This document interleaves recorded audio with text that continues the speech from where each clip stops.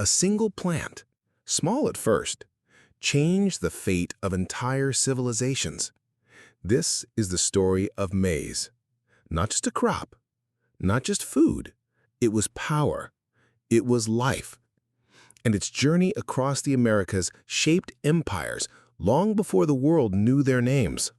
Long before stone temples rose from the jungle floor or golden banners fluttered over highland cities, people in the Americas lived close to the land. They hunted animals. They gathered wild plants. They moved with the seasons. Life was hard. Food was not always certain. Hunger shaped every day. Then, something changed. A wild grass, tall and thin, with tiny kernels, began to look different. Over generations, hands guided its growth. People chose the best plants. They saved the seeds. They planted them again the next season. This was not farming at first. It was care, a quiet habit, a small choice repeated over generations. But each year, the plants changed. The seed pods grew larger. The kernels stayed on the cob instead of scattering. The husks held tighter. These changes did not happen in the wild. They happened because people made them happen. Scientists have found proof of this slow change. In dry caves in the Balsas River Valley, they uncovered ancient cobs. These cobs are over 6,000 years old. They're tiny, no bigger than a human thumb. They have only a few rows of kernels. The kernels are hard. They do not taste good by today's standards, but they're not wild. Their shape shows human touch. Someone chose this plant over others. Someone kept its seeds. Someone believed it could go better. These early farmers did not know they were making history. They did not plan to change the world. They only wanted to eat.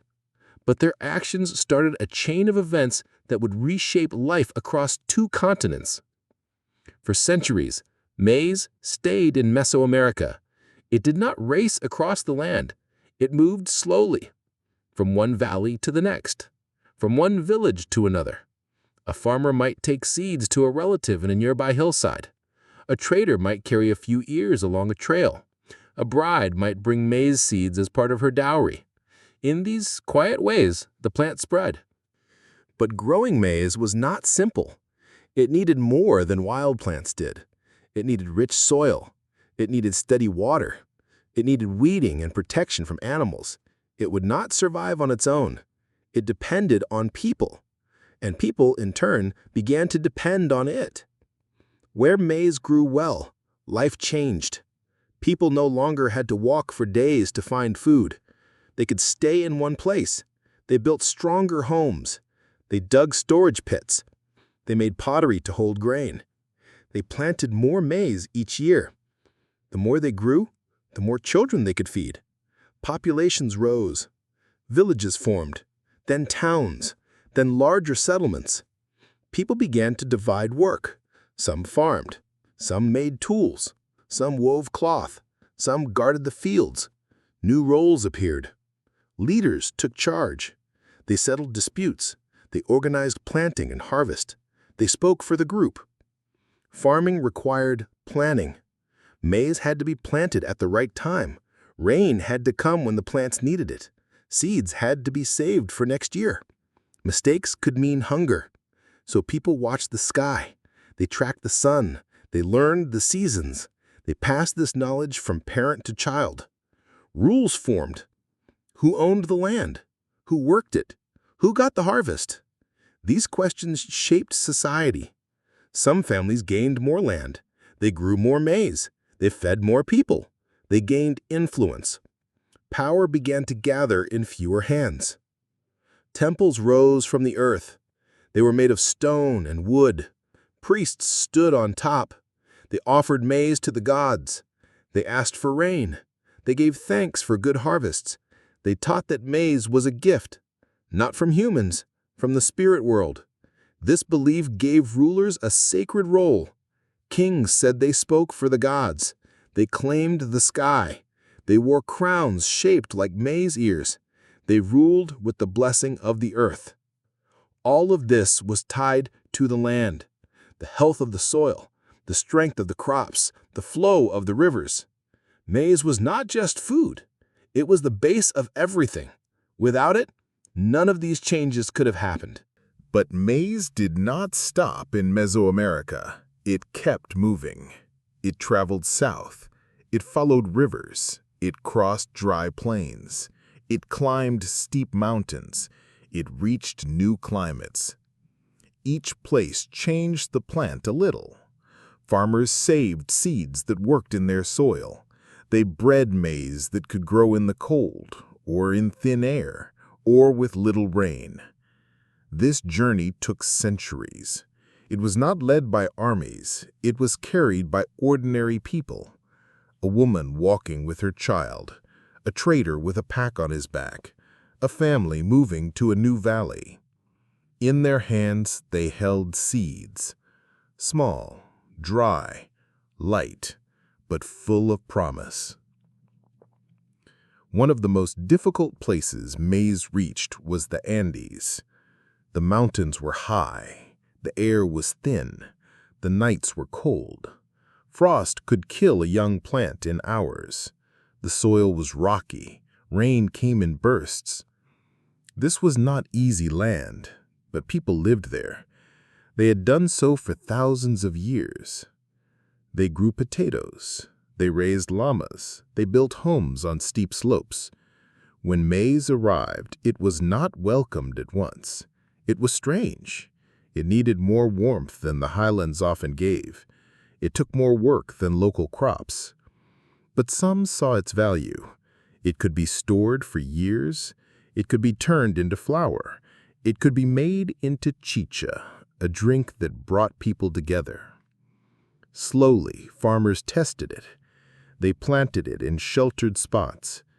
They used stone walls to trap heat. They mixed ash into the soil. They watched it grow. Some plants died. Others survived. From those, they saved seeds. Over time, new types of maize appeared. One had hard, round kernels. It could be roasted. It tasted nutty. It stored well. People called it morocho. Another had red-tipped kernels. It grew well at high altitudes. Another was white and soft, good for grinding. These were not the sweet yellow corn of later times, but they were strong. They were adapted. They belonged. The people of the Andes did not just grow maize. They reimagined it. They saw it not only as food, but as a tool, a way to feed armies, a way to store wealth, a way to unite distant lands. They built systems that Mesoamericans had not dreamed of. They stored maize in large stone buildings. They moved it along mountain roads. They used it in ceremonies that tied people to the state. They linked it to their gods. They made it central to their way of life. When the Wari Empire rose, they used maize to build power. They collected it as tax. They fed workers with it. They rewarded loyalty with it. They turned a plant into a system of control. Later, the Inca learned from the Wari. They took maize further. They grew it at heights no one thought possible. They moved it across deserts and jungles. They made it the backbone of the largest empire in the Americas.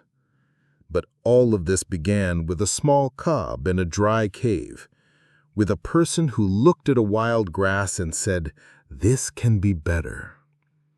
That moment, quiet, unseen, set everything in motion. Maize did not conquer. It did not fight. It did not speak. But it changed the world. It allowed people to stop wandering. It allowed them to build, to organize, to dream, to rule, to believe. And as it moved from South Mexico into the Andes, it carried with it the hopes of thousands of farmers, their patience, their skill, their quiet faith in the soil. It was not magic. It was work, daily, unseen, repeated. But from that work, civilizations grew. By the time the Wari Empire rose, maize had become more than food. It was a tool, a symbol, a reason to build. The Wari were not the first in the Andes to grow maize, but they were the first to use it on a large scale to hold an empire together. Before the Wari, people in the Andes grew maize in small fields. They used it for meals. They made chicha for festivals. But they did not grow it in huge amounts. They did not move it across long distances. They did not store it for years. The Wari changed that. They saw maize not just as a crop, but as a way to unite land and people. The Wari Empire began around 600 CE. It started in the Ayacucho Basin, a high valley in what is now central Peru. From there it grew. It spread north. It spread south. It reached into the coast. It climbed into the high mountains. At its peak, it covered a vast area. It was not as famous as the Inca Empire that came later, but it was the first true state in the Andes. It built the first large roads. It built the first planned cities. It created the first system of imperial control, and maize was at the center of it all. The Wari built their capital at Wari, a city high in the mountains. It was not built by chance, it was planned. Wide roads ran in straight lines, stone buildings stood in ordered rows, temples rose on platforms, homes were grouped in blocks. This was not a village that grew over time, it was a city made to impress, to rule, to last. But a city needs food, and Wari was in a cold, dry place. The soil was thin. Rain was scarce. It could not feed thousands of people on its own. So the Wari brought food from elsewhere.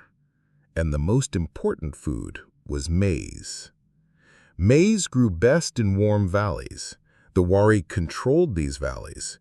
They took land. They moved people. They forced labor. They built terraces on steep hillsides. These terraces turned slopes into flat fields. They held soil, they trapped water, they warmed in the sun. On these terraces, maize could grow even in tough places. They also dug canals. These canals brought water from rivers and springs. Some canals were short, some ran for kilometers. They used stone channels to guide the flow. They built small dams to store water. This irrigation made farming possible in dry months. One of the most surprising things the Wari did was use guano. Guano is bird droppings. It builds up on coastal islands where seabirds live. It is rich in nutrients. It makes soil fertile. The Wari sent people to these islands. They collected guano in large bags. They carried it inland. They spread it on maize fields. This was a huge effort. It showed how much they valued maize. They were willing to move resources across hundreds of kilometers just to grow more corn. These projects did not happen by accident. They required planning. They needed workers. The Wari organized labor through a system of forced service. People from conquered towns had to work for the state. They built terraces. They dug canals. They planted and harvested maize. In return, they got food, cloth, and protection. But they did not have a choice. The goal was clear: grow more maize. Not just enough for one season, not just enough for one town, enough to feed an empire. The Wari did not just grow maize for food. They used it to control people. They collected maize as tax. Every year, families had to give a share of their harvest. Officials came to villages to measure the grain. They recorded the amounts. They took the maize to storehouses. These storehouses were called cocas. They were built all across the empire. Some were near farms, some were on roads, some were in cities. They were made of stone. They had thick walls, they had small doors. The shape was round or rectangular. The roof was high to keep air flowing. Inside, the temperature stayed cool. The grain did not rot. It did not attract pests. It could be stored for years. Some cocas held small amounts. Others were massive. At Piqui Lacta, an important Wari site near Cusco, archaeologists found over 400 storehouses. Together, they could hold thousands of tons of maize. That was enough to feed tens of thousands of people for months. This was not just storage, it was power. When drought came, crops failed. People went hungry. But the Wari opened the cocas. They gave maize to the people. They said, "We saved you." People remembered. They stayed loyal. They obeyed. The Wari did not rule only by force. They ruled by giving food when it was needed most. This system created dependence. It also created unity. Villages far from the capital still sent maize. They knew the Wari could help them in hard times. They became part of something larger. The empire was held together not just by roads or armies, but by grain. Maize also fed the army. The Wari had soldiers. They were not just local fighters. They were trained. They wore uniforms. They carried weapons. They marched long distances. They guarded borders. They put down rebellions. They expanded the empire. To keep an army moving, you need food that lasts. Meat spoils. Potatoes freeze. But dried maize keeps well. It is light. It is full of energy. Soldiers carried it in bags. They boiled it into thick porridge. They ground it into flour. They mixed it with water to make flat cakes. They roasted the kernels until they popped. Maize gave them strength. With maize, the Wari army could stay in the field for months. They did not need to return home after each campaign. They could live off stored grain. The kolkas along the roads served as supply points. The army moved from one to the next. They were fed. They were ready. This gave the Wari an advantage. Other groups in the Andes did not have this system. They fought in short bursts. They returned to their farms. The Wari could stay. They could wait. They could win. Maize also played a role in religion. The Wari believed the earth was alive. They believed spirits lived in mountains, rivers, and fields. Maize was a gift from these forces. It was sacred. It was not just a plant. It was a living thing with power.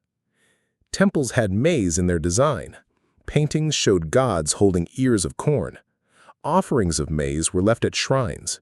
Priests used maize in rituals. They poured chicha on the ground to feed the earth. They gave maize to the dead. They believed the afterlife needed food too. Leaders tied themselves to maize. The rulers said they spoke for the gods. They said they ensured good harvests. They ate special maize dishes. They drank chicha from golden cups. They showed that they too depended on the crop, but they also showed that they could control it. At feasts, maize was shared. The ruler gave food to loyal followers. This was not just eating. It was politics. It showed who belonged, who was trusted, who had power. The act of sharing maize built bonds. It created loyalty. The Wari also used maize to integrate conquered people. When they took a new region, they did not destroy local farms. They added them to the system. They built kolkas. They sent seeds. They taught new farming methods. They demanded maize as tribute, but they also offered help in hard times. This made rule more stable. People didn't always love the Wari, but they saw the benefits. They got food when crops failed. They got tools. They got protection. They became part of a larger network. Maize was the thread that tied them in. One example is the site of Cerro Bull in the Moquegua Valley. This was a Wari outpost far from the capital. It sat on a high mesa. The land was dry. Water was scarce. But the Wari built canals. They brought water from distant springs. They grew maize on terraced fields. They built a kolka to store the grain. They made chicha in large vats. When the Wari left this site, they did not just abandon it. They held a final ceremony. They poured chicha into the drains. They burned the buildings. They left in a ritual way. This shows how deeply maize was tied to their identity. It was not just food, it was part of their end as well as their beginning. The Wari Empire lasted for about 400 years. Around 1000 CE, it began to fall apart. The reasons are not fully known. Some evidence shows drought. Rain became scarce. Crops failed. Storehouses emptied. People went hungry. The system broke. Other signs point to rebellion. Some towns stopped sending maize. Some kolkas were burned. Some roads were abandoned. The empire shrank. The capital at Huari was left. The people moved away. But maize did not disappear. The fields stayed. The terraces remained. The knowledge of growing and storing corn passed to others.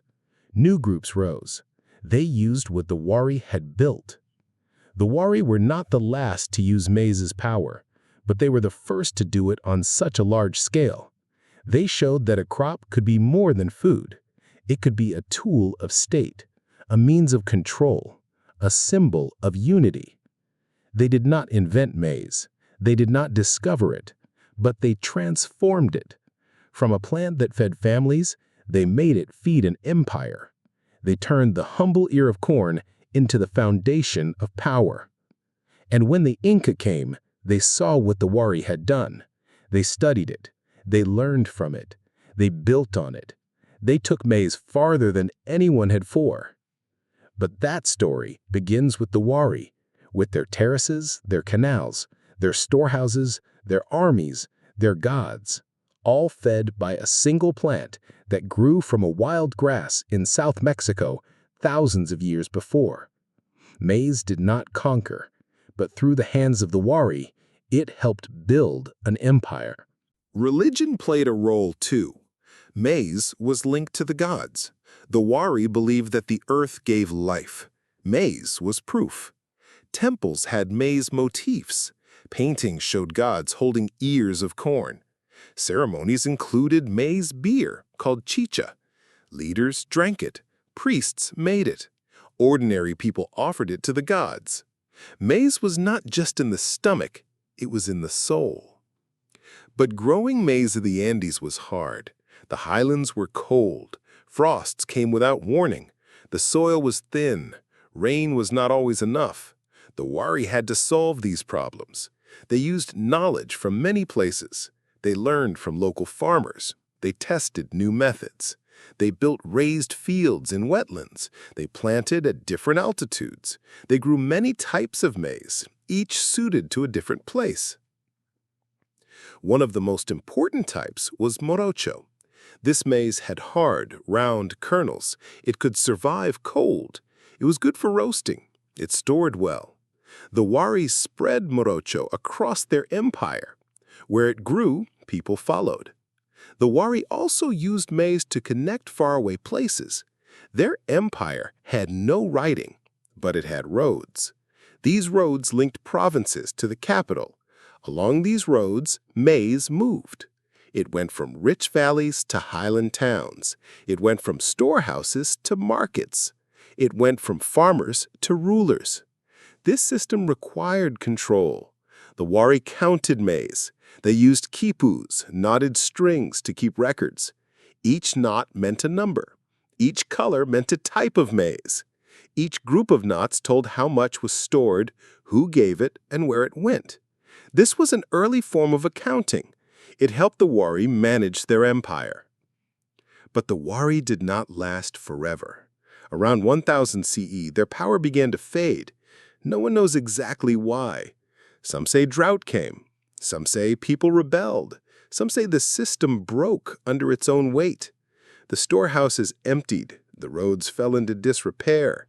The temples were abandoned. The empire shrank. Yet maize did not disappear. It stayed. It adapted. It waited. After the Wari, many small states rose. They fought each other. They built their own storehouses. They grew their own maize. They made their own chicha. The land was divided, but the knowledge of maize remained. Then a new power began to grow. In the high valley of Cusco, a small tribe called the Inca began to rise. At first, they were weak. They farmed small plots. They herded llamas. They lived like many others, but they had a plan. The Inca studied the wari. They saw what worked. They saw what failed. They knew maize was key, but they also knew they had to do it better. The Inca Empire began to grow around 1200 CE. By 1400, it was the largest empire in the Americas. It stretched from Ecuador to Chile. It crossed mountains, deserts, and jungles. And at its heart was maize. The Inca did not invent maize farming, but they perfected it. They used the wari's ideas and made them stronger. They built more terraces. They dug more canals. They stored more grain. They moved maize across the empire like no one before. One of their greatest tools was the road system. The Inca built over 40,000 kilometers of roads. These roads were not just for armies. They were for maize. Trained runners, called chasquis, carried messages and goods. They moved quickly from one station to the next. In days, maize could travel hundreds of kilometers. The Inca also improved storage. Their colcas were better built. They were round, with stone walls and conical roofs. They kept out rain and rodents. They stayed cool inside. Some were built on slopes so air could flow through. These storehouses held maize for years. The Inca collected maize as tribute. Every family had to give a share. The amount depended on the land and the harvest. Officials came each year to measure and record. They used quipus to keep track. The system was strict, but it was fair. In bad years, the tax was lowered. The stored maize was used in many ways. It fed the army. It fed workers building roads and temples. It fed the poor during famine. It was also used in ceremonies. The Inca believed the sun god, Inti, gave maize to humans. The emperor, called the Sapa Inca, was Inti's son. He had to honor maize with rituals. One of the most important ceremonies was the situa. It happened once a year. The people of Cusco gathered. They cleaned the city. They threw out old things. They drank chicha. The Sapa Inca led the feast. Maize was central to the event. It was a time of renewal, a time to thank the gods, a time to show unity. Chicha was more than a drink. It was a social tool. Women made it. They chewed the maize first. Saliva broke down the starch into sugar. Then the mixture was boiled and fermented. The drink was weak in alcohol, but rich in meaning. It was shared at festivals. It sealed alliances. It brought people together. The Inca grew many types of maize. Each region had its own kind. In the highlands, they grew morocho and cararoa. In the valleys, they grew sweet yellow maize. On the coast, they grew white maize. The Inca encouraged diversity. They moved seeds from place to place. They tested new varieties. They kept the best. They also timed planting carefully. They watched the stars. They followed the moon. They knew when rain would come. They planted in layers. Some fields were sown early, some late. This reduced the risk of total crop failure. Labor was organized through a system called mita. Every adult had to work for the state a certain number of days each year. Some dug canals, some built terraces, some harvested maize. In return, they got food, clothes, and protection. The system worked because it was balanced. The Inca did not force everyone to grow maize. They respected local crops. In the highlands, people still grew potatoes. On the coast, they fished. In the jungle, they gathered fruits. But maize was the one crop that tied the empire together. It was the common food, the common tax, the common symbol. Maize also helped the Inca integrate new lands. When they conquered a people, they did not destroy their farms. They added them to the system. They built storehouses, they sent seeds, they taught new methods. They offered peace in exchange for tribute. Maize was part of the deal. One example is the Cola people of Lake Titicaca. They had their own way of farming. The Inca did not replace it, They improved it. They built raised fields in the wetlands. They added canals. They brought new maize seeds. The harvests grew. The people stayed loyal. The Inca capital, Cusco, was shaped like a maize ear. The streets curved like kernels. The main temple stood where the cob would be. This was not an accident. It was a message. Maize was the center of life. The city lived because the fields lived. Yet maize could not protect the Inca from everything. Around 1500, signs of trouble appeared. Some say the climate changed. Winters grew colder. Frosts damaged crops. Some regions could not grow enough maize. Storehouses ran low. People went hungry. The Inca tried to respond. They moved grain from rich areas to poor ones. They reduced taxes. They held more ceremonies. But the system was under stress. The empire was too big. The roads were long. The messages took time. By the time help arrived, it was often too late. Still, maize remained. It had survived droughts before. It had survived wars. It had survived the fall of the Wari. It would survive this. The Inca did not know it, but their time was short. A new force was coming from across the sea. But that is another story. This one ends here, with maize in the soil, with kernels in the storehouses, with chicha in the cups, with people who knew that as long as maize grew, life could go on. Now look back. This was not just about food. It was about power, about control, about unity. Maize allowed people to stay in one place. It allowed villages to grow into cities. It allowed cities to become empires. It fed armies. It filled storehouses. It brought people together in ceremony. It gave rulers a way to govern. But it also brought risk. Dependence on one crop is dangerous. If maize failed, everything failed. The Wari learned this. The Inca felt it. They built systems to protect against loss, but nature does not always obey plants. Still, the legacy of maize is clear. It changed the Americas, not by force, not by war, by growth, by patience, by the quiet work of farmers over thousands of years. From a wild grass in Mexico to the heart of Andean empires, maize traveled farther than any army. And in the end, it was not the emperors or the priests who made it possible. It was the unnamed farmers, the ones who planted the seed, who pulled the weeds, who saved the best kernels, who passed the knowledge down, generation after generation. Without them, none of it would have happened. So when you see a field of corn, remember this. It is not just a plant. It is a story of change, of struggle, of survival. A story that began long ago in the valleys of ancient America, and it is still growing.